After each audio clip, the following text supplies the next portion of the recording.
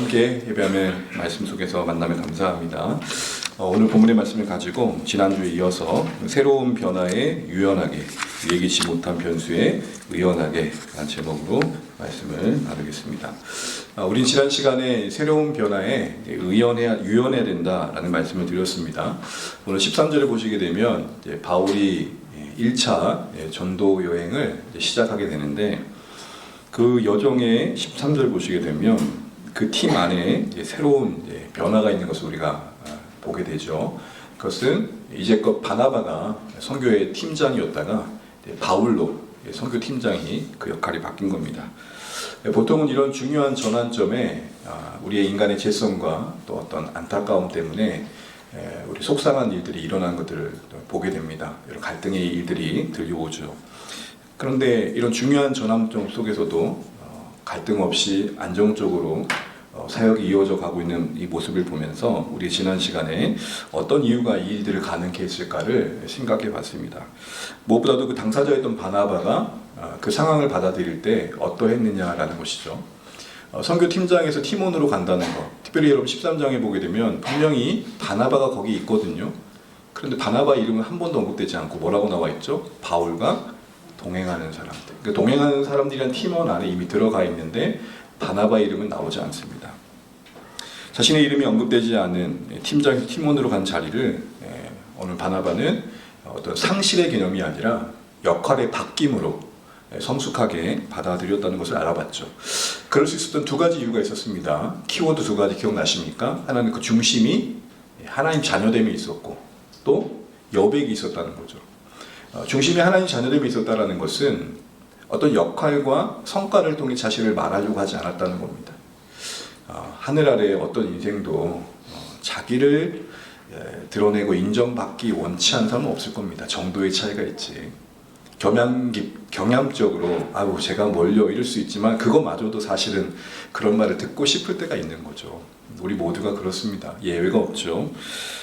그런 어떤 자기 자랑의 본능을 우리가 가지고 있을 때에 그 어떤 성과를 나타낸다는 것, 그 역할을 두드러지게 잘 감당한다는 것은 크게 그 중심이 될 만한 일입니다. 그런데 오늘 바나바는 하나님 자녀됨이 더 큰 무게중심이 있었기 때문에 어쩌면 흔들릴 수 있는 상황에서도 바로 잡을 수 있었던 거죠.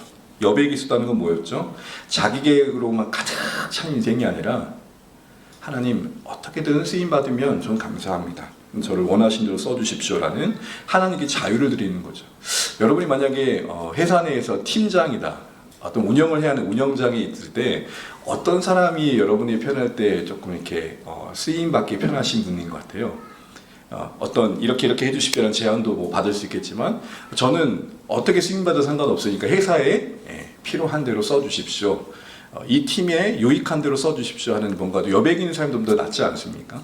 바로 그런 개념의 바나바의 모습이 있었던 겁니다. 두 번째로는 오늘 장로님 기도해 준 것처럼 선교팀 분위기가 동역을 넘어 동행의 관계였고, 왜 성경은 바울과 동역하는 사람이라고 표현할 수 있을 텐데 동역이라는 다른 단어도 분명히 있었는데 유독 이 1차 선교팀이 가는 그 여정의 시작쯤에 동행이란 말을 썼을까? 일로 묶인 관계와 관계 속에서 그 기쁨 속에 일을 해가는 건 다른 겁니다. 일로 묶인 관계는 그 일이 틀어지면 그 관계는 깨질 수밖에 없겠죠. 그러나 동행이라는 것은 동역을 넘어 관계 속에서의 기쁨이 있고, 그 관계가 만들어가는 어떤 원동력이 있는 것이죠. 그리고 그 중심에는 서로를 향해 이런 고백이 있었던 거죠. 주님을 사랑하는 당신, 내가 사랑하는 주님을 당신도 사랑합니다라는 것에서의 어떤 하나됨이 그 중심에 있었고, 그 고마움이 그 동행에 만드는 관계였던 것입니다.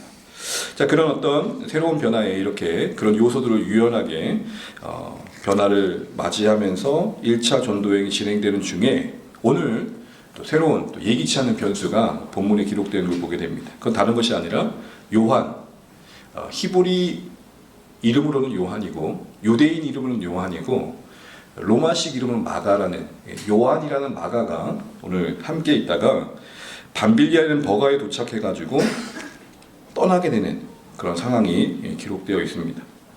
선교 여정이 이제 본격적으로 진행되려고 하는 그때에 마가가 선교팀을 떠나서 예루살렘으로 돌아간 사건이 기록되어 있습니다.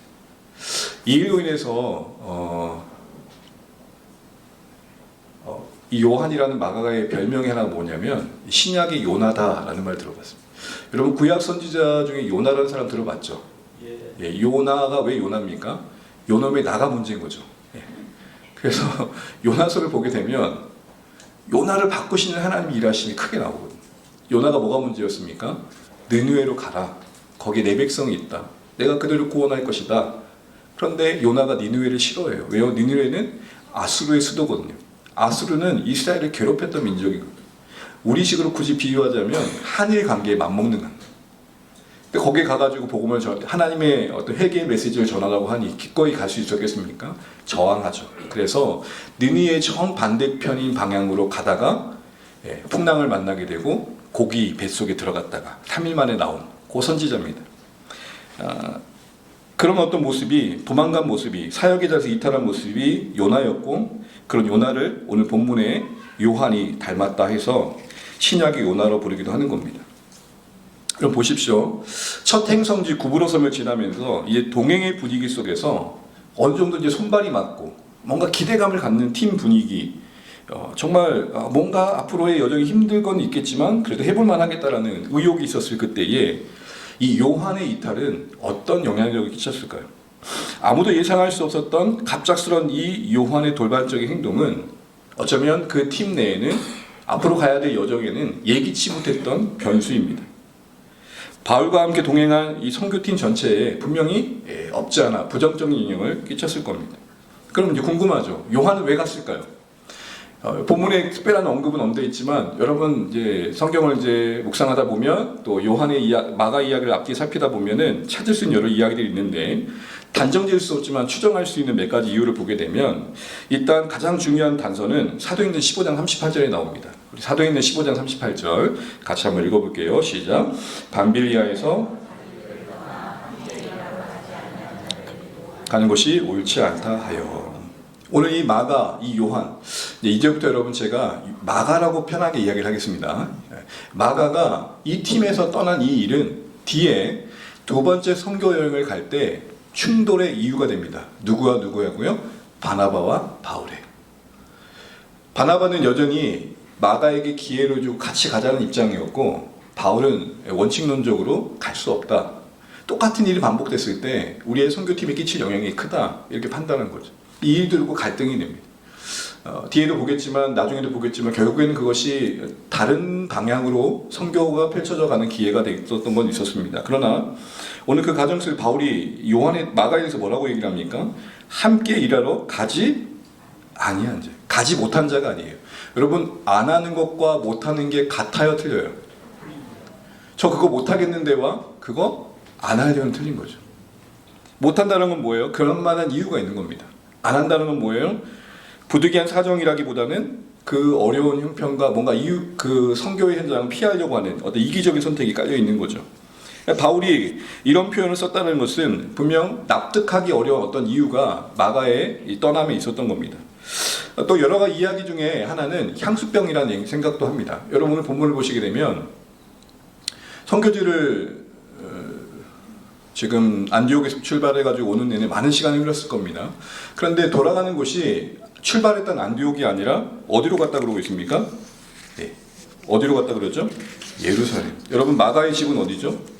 예루살렘. 그러니까 자기를 파송한 안디옥교로 다시 돌아간 게 아니라 예루살렘으로 갔다는 걸 추정해 보면 아, 참 고향이 많이 가고 싶었나 보다 생각하는 거죠. 여러분 오랜 타지 생활 하다 보면 집 생각 납니까 안 납니까? 네, 그런 마음인 거죠. 또 한 생각해 보시는 합리적인 거는 지금 우리가 버가에 도착한 이 선교팀이 반빌리아 안디옥이라는 곳을 가게 되는데 버가에서 반빌리아 안디옥을 넘어가는 그 여정을 보게 되면 쉽지 않은 여정이었습니다. 상당히 험난한 여정이었다는 것이죠. 버가에서 비시디아 안디옥까지 가는 게 도보로 한 160km 이상 된다고 하니까요. 여러분 여기서 160km면 어디까지 갑니까? 대전은 아니겠죠. 아무튼 상당히 먼 거리예요. 그렇죠? 160km 도보로 걷는다라는 건. 그리고 무엇보다도 그 걷는 게 평지가 아니라 버가는 저지대고 BCD 안디옥은 고지대예요. 그러니까 저지에서 고지로 넘어가려면 오늘 화면을 보는 것처럼 타로스라는 산맥을 지나게 되어 있어요. 혹시 이제 성경 지리를 따라서 성서 여행을 가다 보면 여기를 이제 가시는 분들은 이렇게 얘기를 하고요. 마가가 이해가 된다. 그럴만했겠다. 그러니까 성경을 볼 때는 이놈의 자식 이 중요한 시기에 왜 떠나노 그랬는데 이 산맥을 보고 나니까 그럴만하겠다 싶은 거예요. 여러분 상상으로는 히말라야를 왜 못 올라가요? 상상으로는 어디도 못 가요. 그런데 막상 히말라야 딱 앞에 서면 어때요? 이거는 오를 만한 산이 아니다. 더욱이 해발 1000m의 그 높은 산일 뿐만 아니라 그 가는 여정이 여기 보시는 것처럼 산길이 좋지는 않겠죠. 그러다 보니까 강도의 위험도 만만치 않아서 고린도서 11장 26절 같이 한번 읽어보죠. 시작. 여러 번 여행하면서 강의 위험과 강도의 위험과 동족의 위험과 이방인의 위험과 시내의 위험과 광야의 위험과 바다의 위험과 거짓 형제 중에 위험을 당하고 온갖 위험에 노출되었던 선교 여행의 기간들을 되짚어 보고 있는 바울의 고백입니다. 그 중에 보면 강도의 위협이 있죠. 이 타우루스 산맥을 지날 때 그 산길을 갈 때 산적들을 만날 위험도 분명히 있었던 겁니다. 수많은 여행객들이 그 길을 지나가야겠거든요. 이런 상황이라면 마가 입장에서는 앞으로 펼쳐질 험난한 여정에 대한 두려움이 있었을 겁니다. 이걸 이야기하면서 마가의 어떤 성장 과정을 이야기하는 분도 계십니다. 예루살렘에서 마가의 다락방을 이야기할 때 그 마가거든요. 다락방을 내줄 정도면 집안이 그만큼 넉넉했던 거고 부유한 환경에서 자란 만큼 상당히 좋은 환경에서 자랐기 때문에 이런 어려운 환경에 대한 어떤 낯섦이 있다라는 거죠. 어쨌든 어떤 이유든 간에 분명한 사실은 이 요한의 이탈이 선교팀 전체에 분명 부정적인 영향을 끼쳤을 거라는 것입니다. 팀의 입장에서는 으쌰으쌰하고 함께 가도 부족할 판에 이 한 명의 이탈은 낙심을 주고 무언가 사기 저하의 요소가 되었을 겁니다. 우리가 신앙생활 하다 보면, 아니 신앙생활은 아니더라도 어떤 선택을 할 때 내 입장만 생각할 게 아니라 공동 전체를 생각해야 때가 분명히 있잖아요. 바로 그게 아쉬운 선택의 순간이었던 것이죠. 한 가지 더 생각할 것은 여러분 조금 기억을 더듬어 보면 안디옥 교회가 이들을 파송할 때 금식하고 성령의 인도하심을 구하면서 보냈거든요. 그러니까 쉽게 말하면 1차 전도 여행은 누가 보내셔서 여기까지 온 거예요? 하나님이 보내셔서 온 여정이에요. 분명 기도하고 출발한 여정이고 그렇게 온 여정인데 생각지 못한 변수를 만난 거예요. 우리 뭘 보게 됩니까? 하나님의 인도하심 아래 걸어가고 있다 하더라도 그것이 선교 여정이었다 하더라도 예기치 못한 돌발 변수는 일어날 수 있다는 것을 알아야 한다는 것입니다. 하나님의 인도하심을 받는 선택에 그 어떤 변수도 없는 완벽한 여정을 기대하는 것은 어쩌면 우리의 신앙의 현실을 잘못 이해하고 있을 수 있겠다 싶은 거죠. 제가 대전에 사역할 때 한 청년이 이렇게 직장을 위해서 이제 간절히 기도하다가 그렇게 가고 싶었던 직장을 갔어요. 이렇게 얘기를 했어요. 직장에 들어갈 때 목사님 감사합니다. 기도해 주셔서 감사하고 정말 하나님 인도하시고 좋은 직장을 만났어요. 그리고 딱 한 달 뒤에 뭐라고 얘기했는지 아세요? 목사님 고민돼요. 하나님 인도하신 게 맞는지. 이거 직장 상사들 갑질이 장난이 아니라는 거예요. 함께 있는 직원들이 쉽지 않다는 거예요. 여러분 한 달 채 안 돼가지고 이렇게 바뀌는 건 뭐죠? 됐을 때는 하나님의 인도하심이요. 그렇게 해서 갔더니 어려우면 하나님의 인도하심이 갑자기 아닌 겁니까? 이런 관점에서 보자면 여러분 인생이라는 것은 어떤 선택의 문제만은 분명 아닌 겁니다. 우리의 최고의 고민 속 가장 어떤 안전한 조건들을 가지고 선택했다 하더라도 우리는 그 선택이 가져다주는 어떤 예측할 수 없는 변수들을 다 조절할 수 없고 통제할 수도 없죠. 어떤 만남의 조건을 이야기할 때도 여러분 한두 가지지 만약에 10가지 조건을 다 만족시키면 괜찮겠습니까? 또 다른 변수는 없을까요? 누가 청년이 결혼 상담을 하는데 조건을 얘기하는 거예요. 야, 그 정도면 거의 백마탄 왕자다. 야, 그런 사람 있겠냐? 있을 거예요. 목사님 있을 거예요. 그래, 이따 치자. 요절하면 어떡할래? 아니, 그렇게 좋은 사람을 만났는데 먼저 세상 떠나면 어떡할 건데?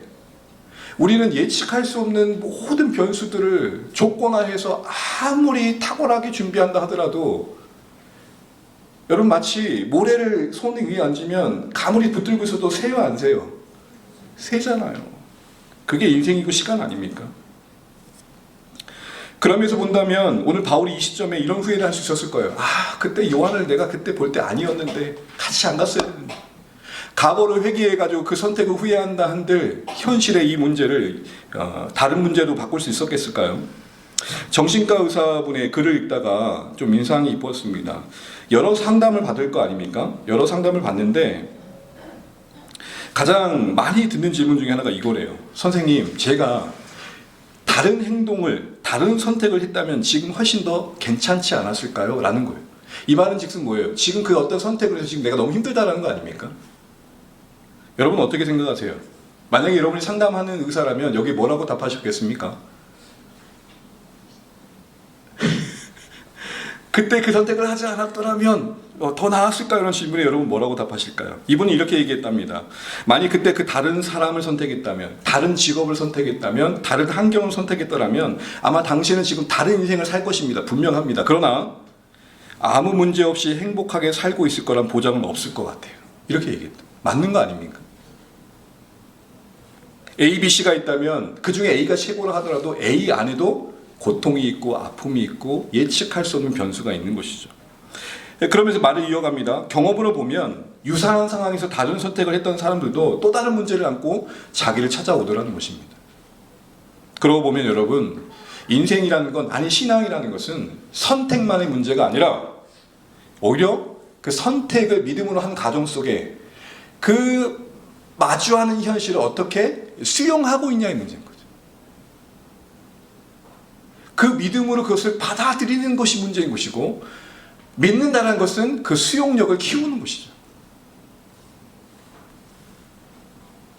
우리는 간혹 현실의 문제를 평가하고 분석하다가 결국 과거의 탓으로 돌려버리는 경우가 참 많습니다. 그때 그렇게 하지 않는 게 나았을 건데, 돌이킬 수 없는 과거의 선택을 쉼없이 묵상합니다. 그러면서 현실에 내가 해야 될 일들을 놓칠 때가 종종 있는 것 같습니다. 이러한 관점에서 오늘 바울과 선교팀이 요한의 이탈이라는 생각지 못했던 변수 속에서 보인 모습은 우리가 앞으로 나아가야 할 방향이기도 합니다. 여러분 보십시오. 바울과 선교팀은 어떻게 반응을 했습니까? 14절 말씀 같이 한번 읽어볼게요. 14절입니다. 시작. 함께 읽죠. 시작. 그들은 버가에서 더 나아가 비시디아 안디옥에서 이르러 안식일에 회당에 들어가 앉으니라. 아멘. 보시겠는 것처럼 더 나아갔다 그럽니다. 더 나아갔다. 더 나아갔다는 무슨 말입니까? 요한의 이탈 때문에 생긴 그 변수, 그로 인해서 어떤 팀이 영향력을 받았겠지만 그 다음 여정을 향한 걸음을 멈추지 않았던 거죠. 예정했던 선교지 그 비시디아 안디옥을 향해 의연하게 걸어갔다는 것입니다. 바울이라고 아무 문제 없었을까요? 그러니까 다시 말해서 의연함이라는 것은 어떻게 보면 아무렇지도 않은 것 같아 보이는 거잖아요. 근데 진짜 아무렇지도 않았을까요? 한 예를 들면 이때 바울의 상태가 추정되어지는 본문이 있습니다. 우리 갈라디아서 4장 13절 14절 같이 한번 읽어보겠습니다. 시작. 내가 처음에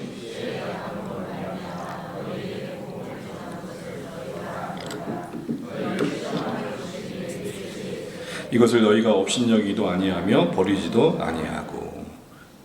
바울이 1차 선교 여행 때 다녔던 그 지역 일대를 갈라디아 지역이라고 합니다. 그 갈라디아 지역을 다 돌고 난 다음에 편지를 보낸 게 갈라디아서입니다. 그 갈라디아 지역 안에 방문했던 교회의 회람서신으로 편지를 썼던 게 갈라디아서인데, 그때 갈라디아서 안에 오늘 말씀을 보면 그 바울이 그 갈라디아 지역 방문했을 때 몸 상태가 좋았다고 말하고 있습니까? 안 좋았다고 말하고 있습니까? 내 육체가 약했다 그러고 그 약함이 성도들을 볼 때는 시험거리였대. 여러분 한번 생각을 해보세요. 제가 매일 골골하고 매주마다 하면서 사랑하는 주 안에 거든 여러분 영육간에 강건하시길 축복합니다. 그럼 여러분 뭐라 그러시겠어요? 목사님 당신이나 좀 잘하시면 좋겠어요. 아니 제가 뭔가 좀 능력이 종이라면 여러분 뭔가 좀 이렇게 저분에게 뭔가 기도 부탁하면 강건하겠다는 느낌을 줘야 되는데, 내가 내 몸 하나가 간수 못하고 내 병에 막 시달리고 있으면 여러분 저를 어떻게 보시겠어요? 업신여길 수 있는 부분이 있지 않겠어요? 바울이 그랬다고요. 그런데 갈라디아 성도는 어땠대요? 정말 환대해주고 기억했다는 거예요. 중요한 건 여기서 우리가 이 말씀을 보는 이유는 타우루스 산맥을 넘을 때 마가는 그 산 보면서 당황하고 무서워서 떠났다면 바울도 그럴 만한 어떤 요건이 없었겠냐는 거예요. 이 몸 가지고 저기 넘을 수 있겠나? 내 몸 상태가 지금 저 험준한 산맥을 지날 수 있겠나? 라는 생각을 했을 상태라고요. 바울은 언제나 항상 건강하고 항상 좋은 컨디션이고 항상 좋은 감정만을 가지고 있었을까요? 여러분, 바울이 얼마나 깊은 우울감이 있었는지는 성경 곳곳에 나와요. 오직했으면 이렇게 말합니까? 오호라, 내가 공고하다. 내가 사망에 거하다. 근데 그럼에도 불구하고 바울도 가지고 있는 어떤 어려움이 있었지만 더 나아갔다. 이 더 나아갔다는 표현을 여러분 떠남과 분명히 대조되는 표현입니다. 오늘 본문을 보시면서 요한의 마가의 떠남, 바울과 그 선교팀의 더 나아감, 이 갈림길 속에 우리가 지금 서 있다라는 것이죠. 이와 같은 대비와 대조는 동일하게 하나님 나라를 향해 가는 우리에게 어디로 가야 될지를 계속해서 도전하고 있는 메시지와 같습니다. 여러분 기억하십니까? 2026년에 신년의 감사 예배를 드리면서 우리가 4가지 키워드를 올 한 해 기억하자고 했습니다. 첫 번째 뭐였습니까? 무견, 의연, 소연, 향해. 그 의연이 어떤 내용이 있습니까? 그 중에 그걸 얘기하면서 11장 4절 전도서 말씀을 나눴죠. 같이 한번 읽어볼까요? 시작. 살펴보는 자는 파종하지 못할 것이요 구름만 바라보는 자는 거두지 못하리라. 아멘. 무슨 말이에요? 너무 완벽한 조건만을 찾다 보면 씨를 뿌릴 수 없다는 거예요. 세심하게 살펴야겠지만 그걸 너무 살피다가 정작 씨를 뿌려야 할 시기를 놓치고 거두지도 못하는 우를 범하지 말라는 거거든요. 무슨 말이죠? 전도서 기자가 하는 말은 모든 조건이 좋아질 때까지 기다리며 어려움을 피하려고 하지 말라는 겁니다. 인생의 모든 일이라는 게 아무리 준비가 완벽하더라도 불확실성이 있고 변수가 있고 예측하지 못한 일들을 만날 수 있으니 너무 재려고 하지 말고, 그리고 그런 일이 만났을 때 도망치지 말고 마주할 수 있으면 좋겠다, 이런 얘기죠. 사실 인지상정 아닙니까? 저도 마찬가지고 여러분도 마찬가지고 우리 모두가 최대한 리스크를 줄이고 싶어요. 그게 합리적이죠. 어떤 선택을 했을 때 리스크를 또 안 한다는 게 말이 됩니까? 최대한 리스크를 줄이죠. 위험 요소를 줄입니다. 그런데 여러분, 그렇게 해서 최대한 안전한 조건과 모든 상황을 확실하게 파악하고 움직이려고 하는 경향이 우리 안에 있는데, 여러분 이거 가만히 생각해 보셔야 돼요. 이게 영적으로 보면 하나님에 향한 불신일 수 있는 거예요. 하나님보다 뭘 더 신뢰하는 거예요? 그 완벽한 조건을 신뢰하는 거예요. 어떤 면에서는 변수 없는 완벽한 조건, 문제되지 않은 상황만을 구하는 것은 이런 말이기도 할 수 있어요. 하나님을 더 이상 찾지도 않은 될 만한 상황을 우리가 만들어가는 거죠. 그런 바람은 현실적인 겁니까? 비현실적인 겁니까? 지극히 비현실적입니다. 왜죠? 당장 우리의 오늘 아침만 봐도요, 예기치 못한 상황은 널려있어요. 여러분, 이건 우스갯소리인데, 우스갯소리가 아닌 현실이니까. 여러분, 여기 로비에 보면은 커피 머신 있잖아요. 커피 메이커. 그 지난주에 그 보석에 안 들어와가지고 주문을 했어요. 그래서 커피가 잘 내려와요. 안 새고.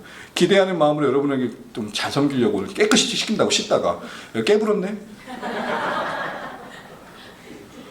제가 아침에 그거 깨고 어떻게 했는지 아세요? 와! 이랬어요. 혼자. 근데 마침 오늘 본물이 변수야.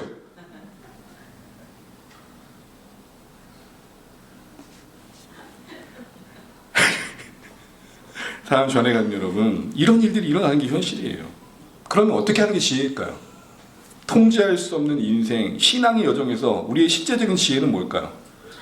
어려움 없기만을 간절히 구하는 멈춤이 아니라 어떠한 변수 앞에서도 물러서지 않겠다라는 하나님에 대한 신뢰의 계속됨인 거죠. 이를 위해서 우리에게 필요한 건 2가지라고 생각합니다. 첫 번째는 뭡니까? 모든 상황을 주관하고 계시는 하나님에 대한 신뢰. 오늘 바울이 여러분 오늘 본문에는 안 나와 있지만 사도행전 내내 어떤 말을 하는지 보십시오. 오늘 화면을 보여주세요. 음영칭 부분만 읽어볼까요? 바울, 주께서 바울 곁에 서서 하나님의 도우심을 받아. 그 다음 페이지. 내가 속한 바 내 곁에 서서 말하되. 디모데후서 4장 보시면 주께서 내 곁에서 뭘 주셨다고요? 바울 안에는 어떤 자신의 어떤 한계가 있고 어려움이 있지만 언제나 곁에 서서 붙들어오신 하나님의 함께하심, 그거에 대한 신뢰, 경험이 그 어떤 형편 속에도 그를 지킬 수 있는 힘의 근원이었음을 성경 내내 일관되게 증언해주고 있습니다. 바울 곁에서 힘을 주신 하나님에 대한 신뢰. 여러분 오늘 이번 주에 로마서 말씀을 읽으면 사도행전 말씀을 읽으면서 유라굴라 강풍을 얘기했었습니다. 화면 한번 보여주시죠. 여러분 유라굴라 강풍을 보게 되면은 바울이 로마로 가는 예정 속에 만났잖아요. 미양이라는 곳에서 베닉스라는 곳으로 가려고 하는데 마침 강풍이 분 거예요. 근데 이 강풍 때문에 어려움이 생기니까 성경이 이렇게 표현하고 있어요. 사도행전 27장 15절인데 한번 보이시면 같이 한번 읽어볼까요? 시작. 배가 폭풍에 휘말려서 바람을 맞서서 나아갈 수 없으므로 우리는 체념하고 떠밀려 가기 시작하였다. 이걸 전문용어로 뭐라 그래요? 표류라 그래요. 표류. 내가 운전대를 가지고 운전하는 게 아니라 아휴 어쩔 수 없다. 떠다니는 대로 가는 거예요. 근데 여러분 근데 희한한 게 한 번 더 눌러주세요. 보이시죠? 계속 갔어요. 갔는데 어디 갔어요? 어디 간 거예요? 멜리데라는 오늘날 몰타라는 섬에 도착했어요. 근데 여러분 그거 아세요? 몰타는요 로마 가까운 곳이에요. 자, 쉽게 얘기할게요. 울산에서 출발해가지고 통영에서 태풍을 만났네. 태풍을 만나서 통영에서 태풍 만나가지고 제주도 갈 확률이 있어요 없어요? 대마도 갈 확률이 있어요 없어요? 있죠. 근데 어디 도착했다? 나의 목적지는 해남인데 완도 앞에까지 와버렸네. 여러분 이 일을 경험하면 어떠실 것 같아요? 이걸 표류예요 아니에요? 표류이지만 하나님의 또 다른 이끄심이었고 바울 입장에서 뭘 하긴 했을까요? 이 배의 진정한 선장은 누구시다? 바울의 이런 경험들은 그를 의연하게 했던 겁니다. 여러분 우리 인생 속에 그렇게 보면 하나님이 나의 삶을 주관하고 계시다는 걸 확인할 때 의연함이 생기는 거예요. 두 번째로 고난이 할 일을 기대하는 믿음을 갖는 게 중요하겠다 싶습니다. 여러분 제가 이걸 해버리면요 오늘 겁나 늦어질 것 같습니다. 그래서 오늘 여기서 멈출게요. 분명히 예측을 했는데 이렇게 길어질 줄 몰랐습니다. 말씀 여기서 정리하죠. 오늘 변수가 있었어요. 이 변수는 예기치 못한 상황은 바울의 선교팀에게 의욕을 상실시킬 만한 이유였어요. 바울이라고 그 상황을 감내할 만큼 건강한 상태였느냐? 그렇지 않았어요. 그 1차 전도 여행을 다녀온 뒤에 갈라다 지역에 보낸 편지를 추정해보면 몸이 안 좋았다고요. 그 험준한 산맥을 그 상태로 넘어간 거예요. 그럴 만한 사람은 없어요. 우리가 볼 때 저 사람 참 쉽게 하지만 쉬운 건 없어요. 다 견디는 그 무엇이 있다고요. 말은 하지 않지만 버티고 있는 그 무엇이 있어서 그 자리에 있는 거예요. 우리 가끔 그런 말 하잖아요. 당신은 뭘 해도 쉽게 하네요. 없어요 쉽게 하는 사람은요. 제가 아는 한 그래요. 그 자리까지 오기까지의 결단이 있었고 결심이 있었고 보이진 않지만 자기와의 힘겨운 싸움이 있었던 사람이 숱해요. 쉬워 보일 뿐이지 쉬운 것 있다 없다? 그걸 볼 줄 아셔야 돼요. 그 의연함 속에 그 바울의 중심에 뭐가 있었습니까? 그 쉽지 않은 상황 속에 그를 지나온 그 용기의 이면에 뭐가 있었습니까? 곁에서 힘주시는 하나님. 묻고 싶습니다. 바울의 하나님만이 그런 하나님이십니까? 아닌 줄 압니다. 그 아들 예수 그리스도를 우리에게 주심으로 우리를 품에 안으사 우리를 인도해 가신 하나님. 저는 이번 주에 이 유라굴라 강풍이 결국에는 더 빨리 로마로 가게 하셨다는 이 일들 속에서 저는 항복을 해버렸어요. 항로를 예측할 때 바람을 계산하고 어디로 가야 더 빨리 갈까를 정밀하게 따진다 한들 풍랑이면 뭘 할 수 있어요 우리가? 그런데 오히려 그 풍랑이 모든 걸 잃어버리게 한 것 같았지만 표류인 것 같았지만 표류가 아니라 내가 생각하지 못했던 여정을 이끄신 하나님의 선장되심의 신실한 사역이었다는 게 저 한 주간 제 마음을 붙들어줬어요. 이런 하나님의 함께 하심 속에 이 믿음의 안목 속에 여러분도 인생의 어떤 변수 앞에서도 의연하게 한 걸음 한 걸음 나아가실 수 있기를 주의 이름으로 축복합니다. 두 번째 이유는 다음 주에 살피도록 하겠습니다.